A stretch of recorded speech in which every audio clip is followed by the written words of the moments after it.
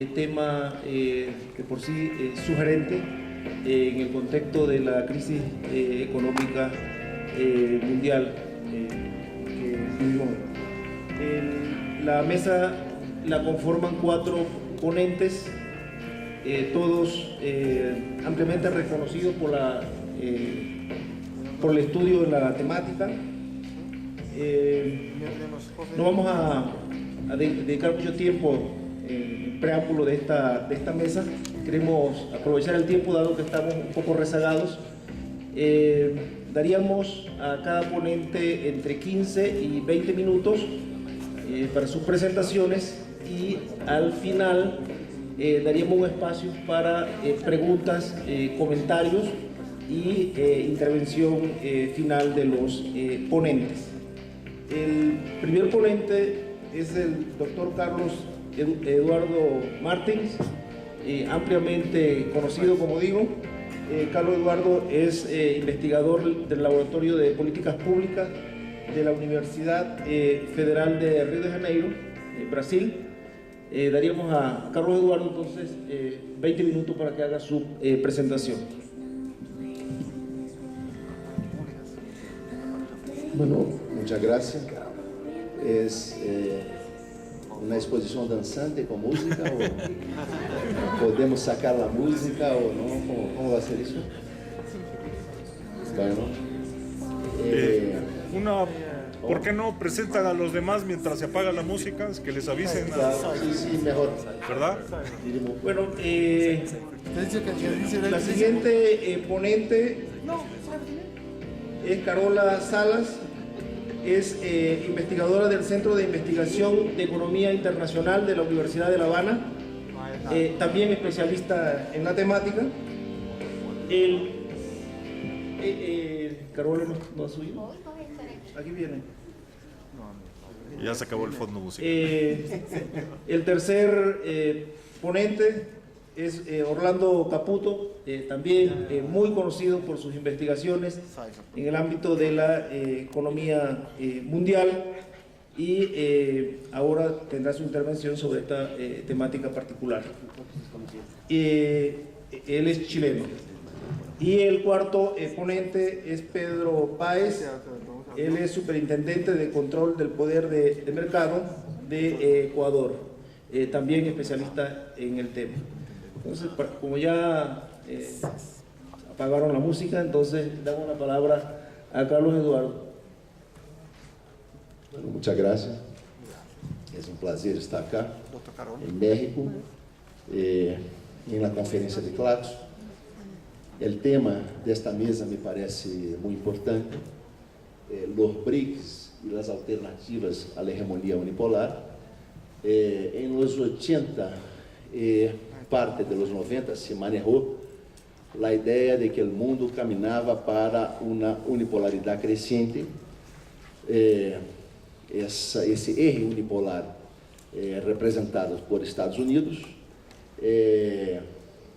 Muchas teorías se colocaron contra esta visión dominante, básicamente la teoría que viene del grupo del sistema mundial, donde ahí se colocan Immanuel Wallenstein, Giovanni Arrighi, también la teoría marxista de la dependencia a través de los trabajos de Teotônio, cuestionaban esa idea de que el mundo caminaba para una unipolaridad. Al revés, analizaban el mundo como un mundo que presentaba desde los años 70 una crisis de hegemonía de Estados Unidos. Y la verdad es que el siglo XXI parece apuntar que la teoría marxista de dependencia y la teoría del sistema mundo estaban correctas, porque de hecho el siglo XXI parece demostrar una crisis muy profunda del capitalismo central e incluso de la hegemonía como una forma de gestión planetaria. Se trata de una crisis muy profunda que, a nuestro ver, abre el espacio para una nueva articulación global que esté baseada en los hinterlands y en los procesos de regionalización. En verdad, o capitalismo foi um sistema que basou sua coordenação global em potências marítimas, em hegemonias que desarrollavam o comércio internacional enquanto as potências regionais e o que o século XXI parece demonstrar é que a dinâmica econômica se está deslocando justamente para países que têm forte dimensão continental, que têm forte capacidade de impulsar o mercado interno, incluso um processo de criação de mercados regionais. E China se empieza a destacar como o grande hinterland da humanidade. Então, hinterland é exatamente esta potência regional que se desenvolve mais regionalmente que através exatamente do comércio internacional.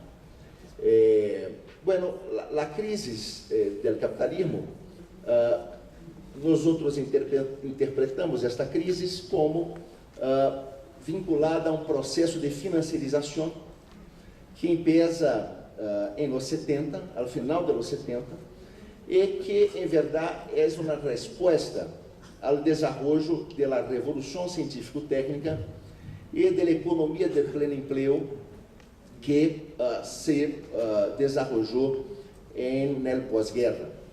A revolução científico-técnica cambia o perfil de la força de trabalho. A força de trabalho se torna uma força de trabalho com uma qualidade cada vez mais intensiva em educação.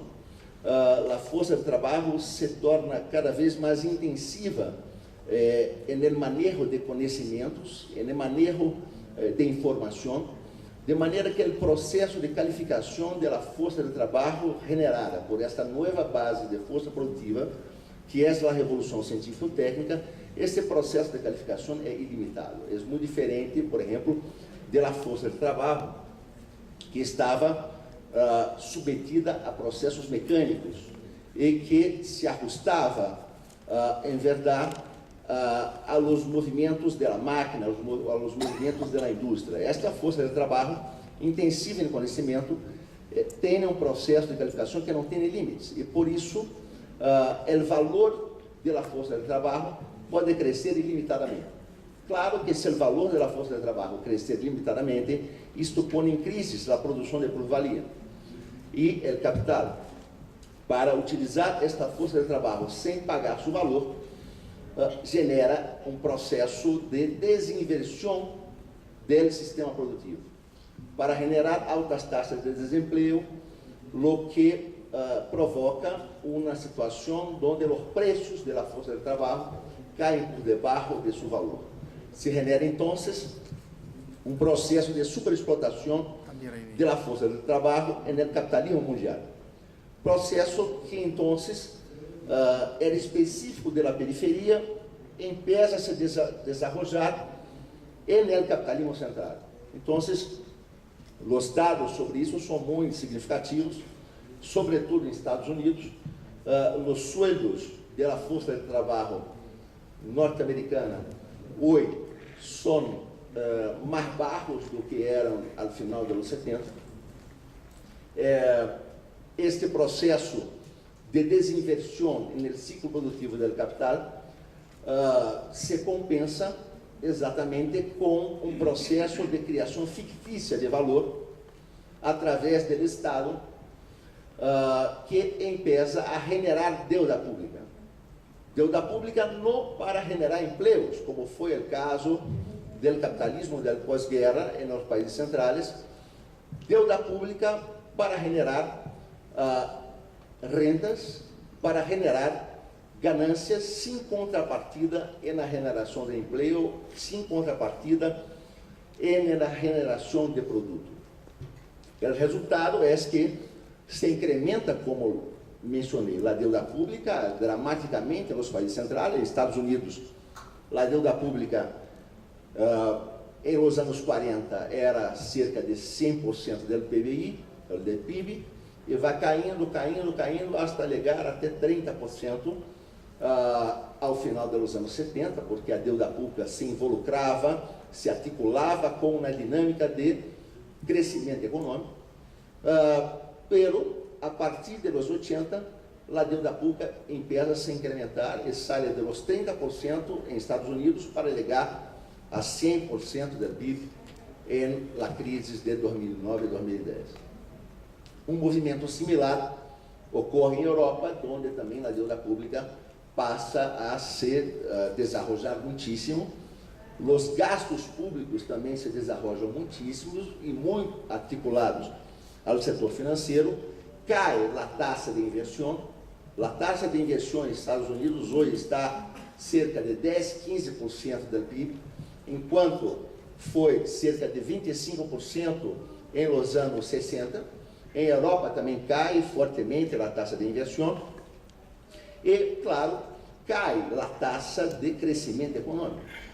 No século XXI, isso é muito claro. O crescimento econômico per capita que Estados Unidos generou. No século XXI, a taxa anual de crescimento do PIB per capita foi de 1,2%, o que é muito baixo.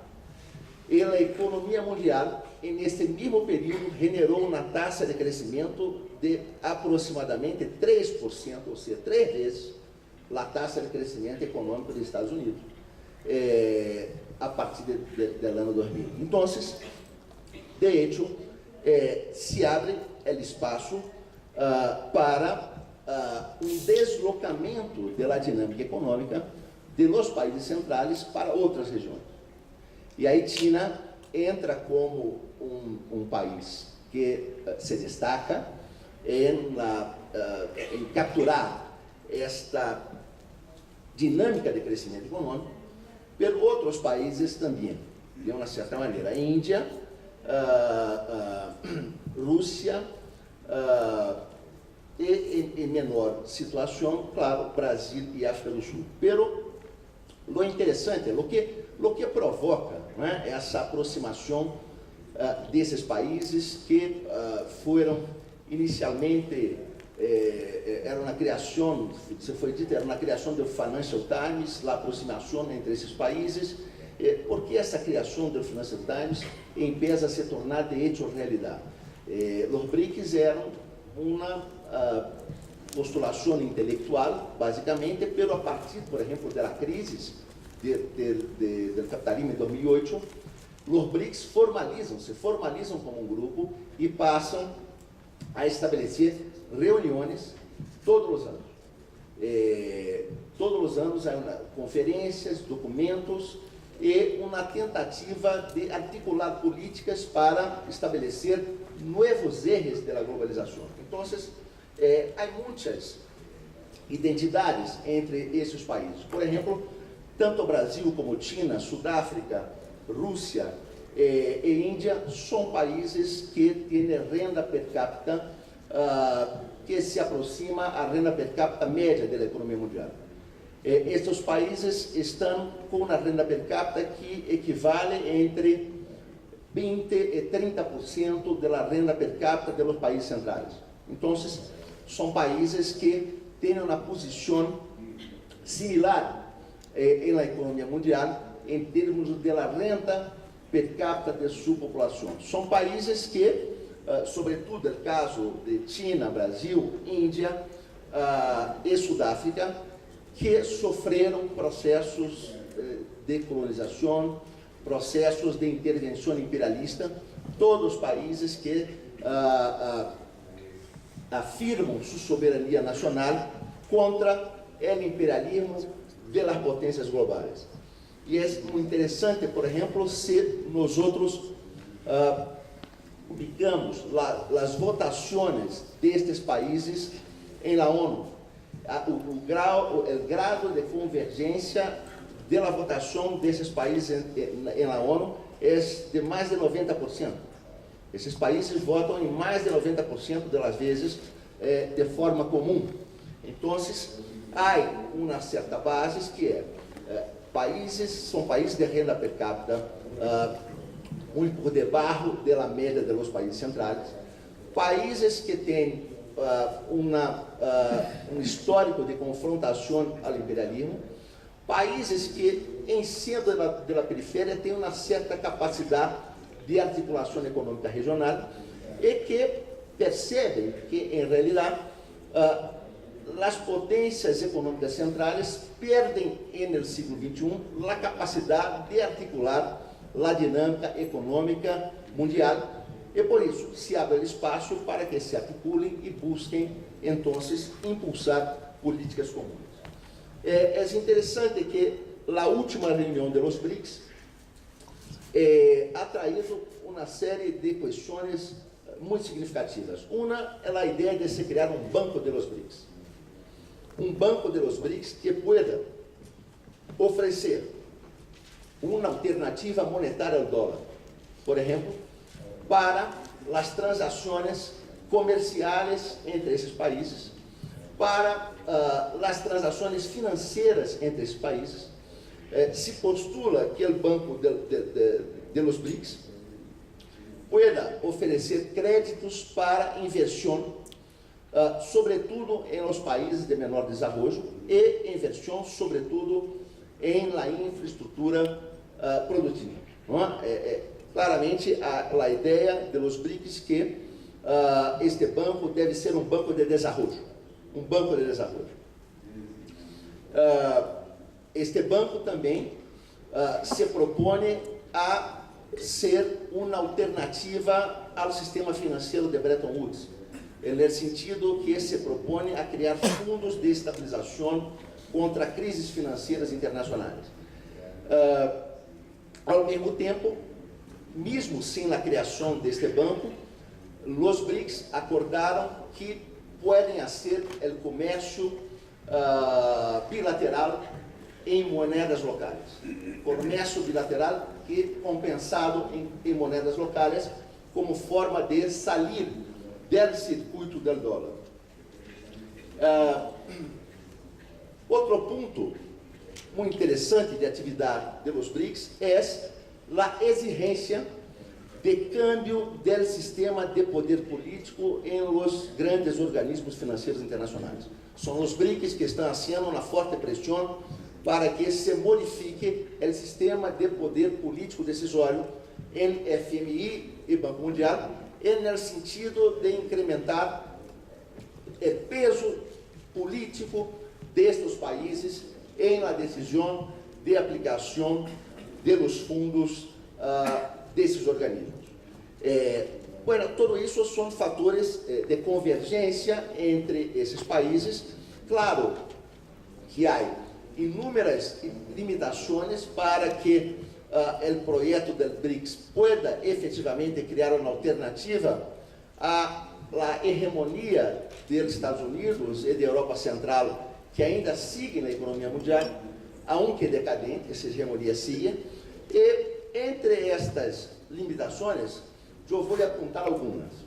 Uma delas, por exemplo, é que China segue muito articulada ao sustentamento do dólar como moeda mundial. 40% da dívida pública norte-americana hoje está em mãos estrangeiras. E desse 40%, uma parte muito significativa é controlada por China. Então, China faz inversões em títulos da dívida pública dos Estados Unidos para sustentar o dólar como moeda mundial. Claro que há limites para isso. Há limites para isso. A crise de 2008-2009 revelou um limite. Quando China foi afetada por esta crise e suas exportações caíram 20%, e a dinâmica de crescimento econômico China ameaçou ser desarticulada, o Partido Comunista Chino diminuiu suas inversões em títulos da dívida pública dos Estados Unidos, e isso, um grande paquete de inversão na economia china para impulsar o mercado interno. Então, é muito claro Lo que garante a sustentabilidade do partido político chino e sua manutenção como uma força política protagônica em China é a legitimidade de seu liderazgo. Se a dinâmica de crescimento econômico chino ameaçar se desarticular, China revelou claramente que diminui sua articulação com o dólar como moneda mundial para impulsar outro tipo de macroeconomia e outro tipo de processo social. Então, há uma articulação de China com a dívida pública em Estados Unidos que evidentemente limita a capacidade financeira deste banco del BRICS, pero essa articulação não é uma articulação ilimitada, é uma articulação que tem limites políticos muito claros. Outro problema que se coloca na questão de los BRICS é que los BRICS podem criar grandes assimetrias internacionais em seus processos de articulação. China é evidentemente uma potência financeira que não há comparação com os outros países do BRICS. Então, o que garantiza que China não pode utilizar, por exemplo, os BRICS para impulsar um processo de desenvolvimento mundial assimétrico também, como foi os processos dirigidos desde o capitalismo anglo-saxão. Agora, um representante político de China na América Latina levantou a questão de um tratado de livre comércio entre Mercosul e China, por exemplo, o que poderia reforçar um processo de reprimarização na América Latina, enquanto China, por exemplo, incrementaria sua capacidade de oferecer produtos industriais à América Latina, derrubando a indústria latino-americana, sobretudo na indústria brasileira. Essa é uma possibilidade, pero claro, é uma possibilidade que também depende da maneira como nós outros nos capacitamos para articular com a China. Porque, por exemplo, um dado interessante é que 70% do que China importa do mundo é manufatura. 70% do que China importa do mundo é manufatura. Se nós outros nos especializamos na produção de produto primário, não é porque China nos impõe essa situação, é porque nós outros nós estamos nos capacitando como aliados estratégicos tecnológicos de China. Porque outro ponto em comum que pode haver entre a América Latina e China é o interesse em derrubar os monopólios tecnológicos internacionais. China tem claramente uma política de desenvolvimento industrial e científico-tecnológico que busca derrubar barreiras de entrada colocadas por os monopólios tecnológicos internacionais. Se a América Latina e os países do BRICS se colocarem como parceiros estratégicos que podem ajudar nesse processo, claro que nós outros poderemos entrar aí muito fortemente. Agora, para isso, temos que fazer nossas tarefas locais. Não é possível, por exemplo, que a América Latina pueda ser um parceiro importante investindo 0,3% do PBI em pesquisa e desenvolvimento, como hace México, ou 0,4%, como hace Argentina, ou um pouco mais, como hace Brasil, 1%, pero muito desarticulado de uma inversão de investigação e desenvolvimento vinculada aos processos produtivos, porque um dado internacional que se tem que manejar é que o ativo menos internacionalizado da economia mundial é a investigação e desenvolvimento. 90% da investigação e desenvolvimento que são feitas por as empresas são feitas em suas matrizes e não em suas filiais. Então, evidentemente que um processo de desenvolvimento do sistema de ciência e tecnologia América Latina passa por uma forte recuperação da empresa estatal.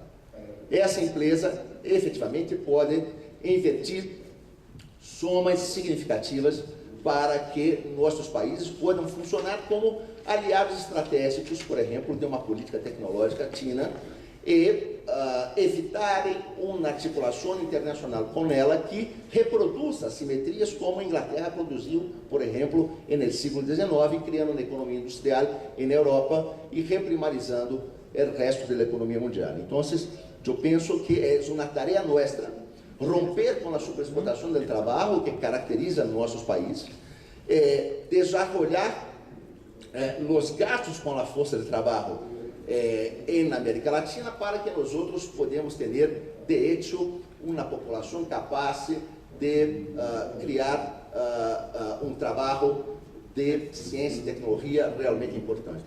Outro limite, exatamente esse que estava mencionando, é a dependência de nossos países. Enquanto nossos países seguirem sendo políticas dependentes, barra liderazgo de nossas burguesias que se apoiam na superexploração do trabalho e barra liderazgo dos Estados Unidos, com quem a América Latina aún mantém mais de 40% de seu comércio internacional, enquanto nossos países seguirem o modelo da dependência, não aproveitarão a ventana de oportunidade que se estabelece com a crise do capitalismo em los países centrais. E outro limite que eu puedo desenvolver depois no debate, porque o tempo já está agotado, é o limite do subimperialismo brasileiro. O Brasil, como país articulado a los BRICS, tem uma relação com seus vizinhos regionais muito assimétrica. O Brasil exporta manufatura, sobretudo para os países da América do Sul, tem um saldo comercial com esses países muito grande, há inversões para receber ganâncias dessas inversões, de maneira que também Brasil não apoia de maneira substantiva o desenho de uma nova arquitetura financeira regional que pueda, de hecho, produzir processos de desenvolvimento tecnológico, econômicos cooperativos para reverter a enorme heterogeneidade produtiva de nossos países. Os dados da CEPAL sobre isso são muito claros.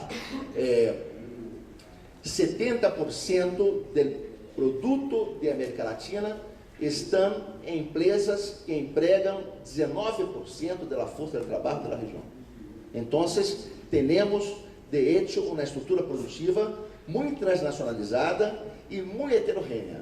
E isso temos que cambiar para, de hecho, podermos nos articular com China de forma a ser um parceiro tecnológico fundamental. Não podemos exigir que os chinos sejam mais socialistas que nós outros. Muchas gracias.